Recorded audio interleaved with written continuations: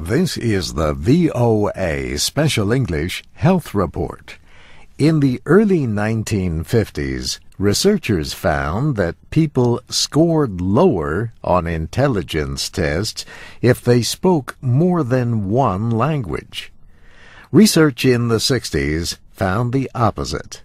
Bilingual people scored higher than monolinguals, people who speak only one language.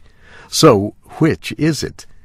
Researchers presented their newest studies last month at a meeting of the American Association for the Advancement of Science. The latest evidence shows that being bilingual does not necessarily make people smarter. But researcher Ellen Bialystok says it probably does make you better at certain skills. Imagine driving down the highway. There's many things that could capture your attention, and you really need to be able to monitor all of them.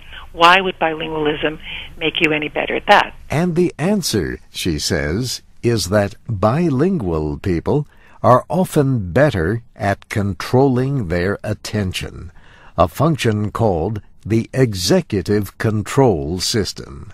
It's quite possibly the most important cognitive system we have because it's where all of your decisions about what to attend to, what to ignore, what to process are made. Ms. Bialystok is a psychology professor at York University in Toronto, Canada.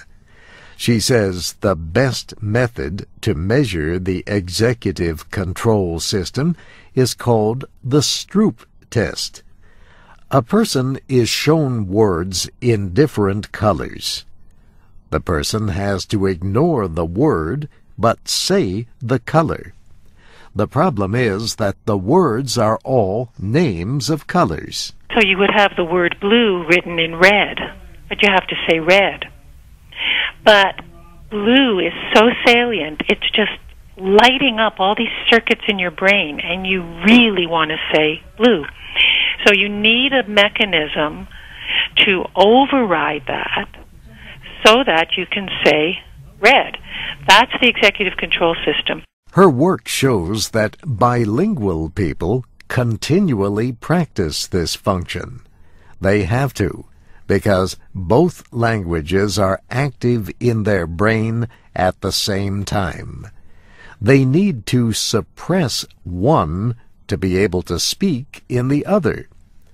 This mental exercise might help in other ways, too. Researchers say bilingual children are better able to separate a word from its meaning and more likely to have friends from different cultures. Bilingual adults are often 4 to 5 years later than others in developing dementia or Alzheimer's disease. Foreign language study has increased in the United States. But linguist Alison Mackey at Georgetown University points out that English-speaking countries are still far behind the rest of the world. In England, like in the United States, bilingualism is seen as something special and unique and something to be commented on and perhaps work towards, whereas in many other parts of the world, being bilingual is just seen as a natural part of life. And that's the VOA Special English Health Report, written by Kelly Nuxall. Tell us about your experience learning languages. Go to voaspecialenglish.com or the VOA Learning English page on Facebook. I'm Steve Ember.